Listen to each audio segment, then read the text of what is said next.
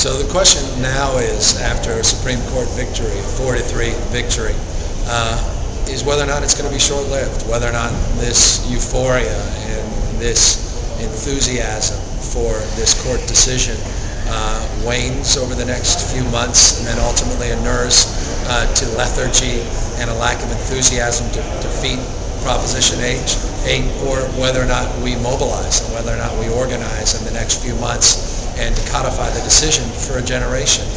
Can you imagine a state where literally thousands of couples have legally gotten married, and then all of a sudden in November it stops, it ends, and then you have a generation of people that can't legally get married?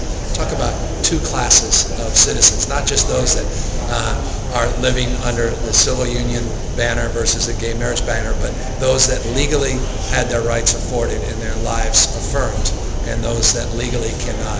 And so that's what's at stake. It's now about denying people their fundamental rights. It's about what kind of state California wants to become into the future. Are we the leading and cutting edge state that we've always been? Are we on the forefront of change with social justice and equality?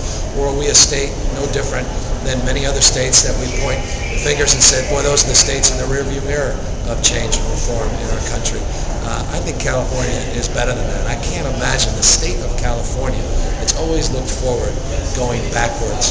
And that's why it's so important that we defeat Proposition 8, that we organize, and that we reconcile the fact that we're not out of the woods yet. This is not done. This is real life. And in real life, you rarely get second chances. So let's not dream of regretting, and let's defeat Proposition 8. Let's do everything in our power to send a message that this issue should be one for the history books, and that now we should focus on the things that unite us on healthcare, education, the environment, and let's just put this to rest. Equality for all means just that, equality for all, regardless of race, ethnicity, regardless now of sexual orientation.